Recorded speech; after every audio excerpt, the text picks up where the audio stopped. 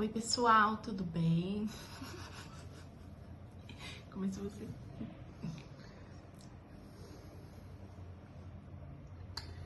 Bom, a gente decidiu gravar esse vídeo para explicar para vocês como que foi o diagnóstico da deficiência do nosso filho Gustavo, nosso segundo filho, né? Como que foi que a gente descobriu que ele tinha uma doença rara que se chama AADC, né? Um termo meio complexo, né? Essa daí é a abreviação, né, da deficiência. A gente pode deixar aqui na descrição o nome completo, mas basicamente é a deficiência de uma enzima, né, que leva, que ativa os neurotransmissores, que faz a pessoa ter dopamina, serotonina, melatonina. Então você imagina que tudo isso falta nele, então ele não tem tônus muscular, ele não tem força para engolir, ele inclusive usa, como que chama na barriga? Sonda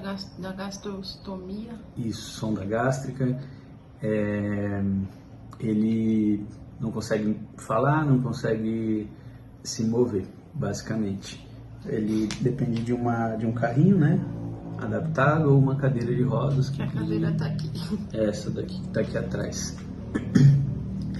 Bom, depois a gente vai fazer um vídeo falando como que é, né, ter um filho deficiente, né, no dia a dia.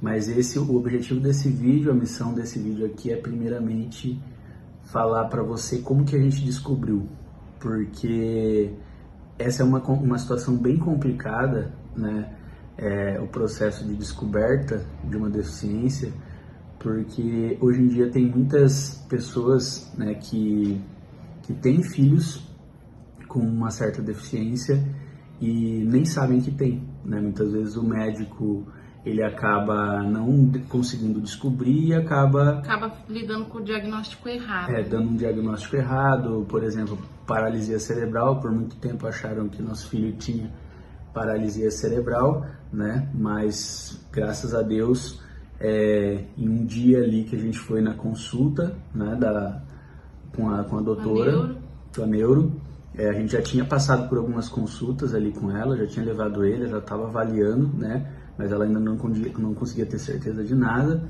mas ela desconfiava de uma paralisia cerebral, que é o mais comum ocorrido, mas não tinha indícios de que poderia ser isso, né? Sim. Ela, inclusive, pediu diversos exames, né? A gente fez os exames e todos os exames dava normal, né? E aí a gente, ao mesmo tempo que a gente agradecia por não ser uma paralisia cerebral, a gente ficava muito tenso porque a gente não sabia o que era. Imagina saber que seu filho tem alguma coisa e você não saber o que é, né? Porque a dúvida, ela corrói, ela mata a gente, né? Porque é uma coisa que você se sente impotente, você não tem a certeza, se nem o melhor médico da sua cidade consegue falar o que o seu filho tem, né? Imagina como que a sua mente não fica. Até porque se você não sabe o diagnóstico, não sabe o que realmente tem, você não tem como tratar aquilo. Então você vai tratando por cima, sem uma certeza. Então você tendo o diagnóstico, por mais ruim que seja, você sabe o que você está tratando. Então é isso que deixava a gente mais apreensivo, porque a gente não sabia como e o que tratar, né? Exatamente. Ao mesmo tempo, pelo menos para mim, né, eu tinha um medo gigantesco, né, de ser algo que não tem solução, que é algo irreversível, né? E inclusive quando a gente descobriu, né, foi um momento assim bem inusitado, porque a gente já estava saindo de uma consulta ali com a neuro, e aí quando a gente estava passando pela porta, ela falou assim: espera que eu tenho um exame aqui, né? Eu tenho uma amostra grátis do exame. Porque esse exame é muito caro. Foi o que começou a gente deu os primeiros passos para começar a descobrir a deficiência. A gente voltou e aí ela pegou o exame, era um exame que colhia a saliva, né? Acho que nesse dia colheu a saliva dele. Só a dele. Só a dele, né? Era como se fosse um cotonete assim, colocava na boca, colhia a saliva. Ela mandou para um lugar em São Paulo, né? Que era o que fazia a análise, né? O laboratório.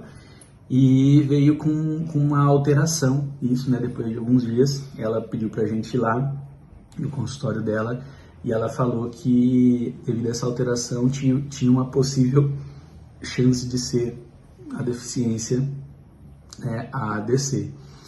E aí, ao mesmo tempo que a gente ficava muito preocupado, né, a gente já foi pesquisando as coisas sobre essa deficiência, a gente foi vendo que era um negócio bem complicado, aí começou assim a gente ficar realmente apavorado, né, por dentro, mas a gente não tinha certeza ainda, né, precisava colher o seu e o meu, e aí a gente fez esses exames e até que a gente descobriu que realmente era a deficiência de ADC.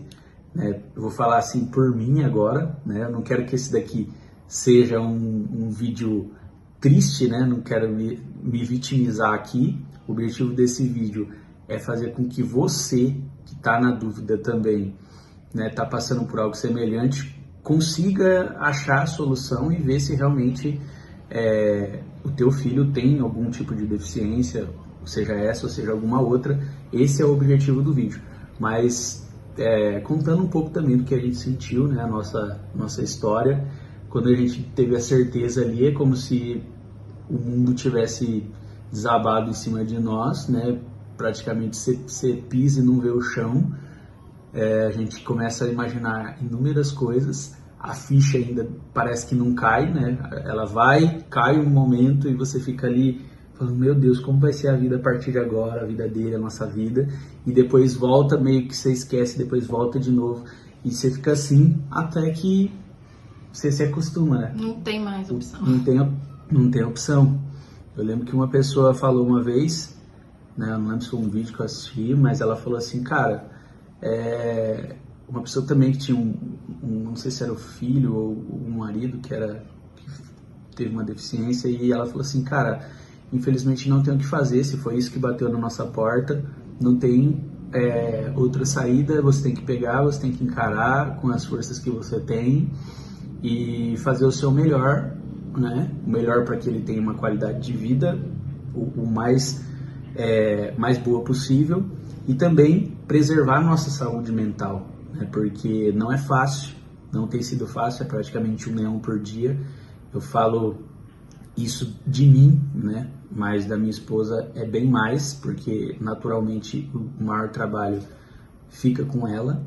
Hoje, graças a Deus, a gente tem condições financeiras de pagar uma babá para ficar com ele à noite, porque como falta melatonina, raramente as noites que ele dorme, né? Como falta melatonina, serotonina e dopamina, ele fica sempre chorão o tempo todo, né? Então sempre ele está chorando ou resmungando, né? O nosso cérebro já até se acostumou com isso, mas é uma coisa assim muito, muito complicada, né? E um corte assim, ele não tem a melatonina, então dá um remédio. Não é assim, a gente já tentou diversos remédios.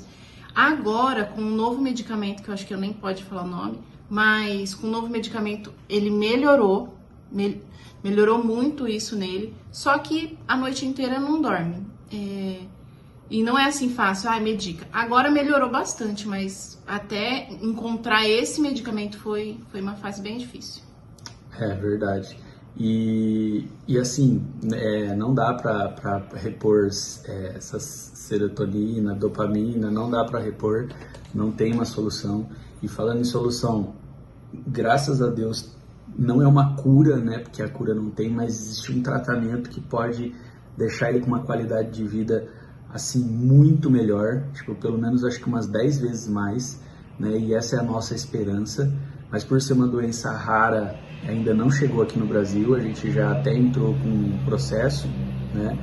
E a gente tá aguardando chegar no Brasil para a gente poder fazer, mas ao mesmo tempo a gente também fez a nossa inscrição para poder fazer fora do país, né? Você sabe quantas pessoas tem no mundo e no Brasil com essa deficiência? Quando a gente recebeu o diagnóstico do Gu aqui no Brasil, ele foi o 16º ou acho que foi o 16º. No Brasil, agora no mundo tinha 200, se eu não me engano. Tem criança que recebeu o diagnóstico de paralisia cerebral até os 6 anos. Aí, depois que é uma mãe do Instagram, viu que essa criança parecia com o filho dela, conversou com a mãe desse menino que tinha um diagnóstico de paralisia cerebral, falou, olha, eu acho seu filho parecido com o meu. Ela foi e fez o exame e realmente, ele tinha a mesma deficiência, que as duas se parecem, mas pelo que eu entendi, que eu sou leiga, mas eu entendi, paralisia cerebral, você não tem uma coisa que vá melhorar, é só pra a qualidade de vida dele na hora, assim, fisioterapia, tudo. Agora, na ADC tem essa terapia gênica que ele estava falando, que pode melhorar inclusive, muito. Se você tem um filho que já foi diagnosticado com paralisia cerebral, não custa você pesquisar e investigar para ver se realmente é paralisia cerebral, porque às vezes pode ser que seja a ADC e que tem uma solução, né? E às vezes você já deu como perdido, como não tem nenhuma solução, e pode ser que tenha, pode ser que não seja. Então vale a pena, apesar dos exames serem caros, né? Mas para tudo tem uma solução, né? Vale a pena você estudar, pesquisar, correr atrás, procurar um bom médico, explicar que existe uma deficiência, que você conheceu, talvez que você assistiu esse vídeo e ficou sabendo, e ver se confirmar exatamente, porque os próprios médicos, é desconhecido até para os melhores neuros, né? Então, porque é caro, mas tem aqui na região gente que fez pelo SUS, que a própria neuro do nosso filho conseguiu ajudar a outra neuro.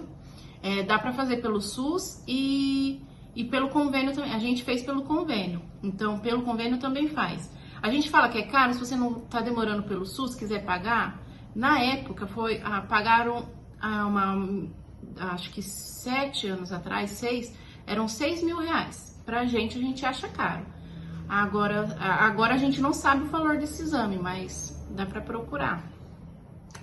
E assim, essa terapia, né, que é feita é como se eles injetassem um vírus, né, na cabeça da criança, e aí esse vírus ele faz a função de levar essa enzima, alguma coisa assim, e aí acaba chegando essas dopaminas, essa serotonina, melatonina, ela chega meio desordenada no início, né, chega um pouco a mais, então a criança fica agitada, então é um período de estabilização, né, de costume do corpo ali, para poder regularizar e ver como que vai ser o tratamento, mas a maioria dos tratamentos tem sido bem positivos, a gente não tem como saber, mas teve criança que começou a andar, teve criança que começou a comer, teve criança que começou a falar, né? Então essa é a nossa esperança. Ele já vai fazer 3 anos, né? Agora em agosto, a gente está gravando esse vídeo em julho, então daqui a um mês praticamente ele vai fazer 3 anos e estamos na esperança aí de fazer esse tratamento fora do Brasil, né? Ou até mesmo que venha logo para o Brasil e que a gente consiga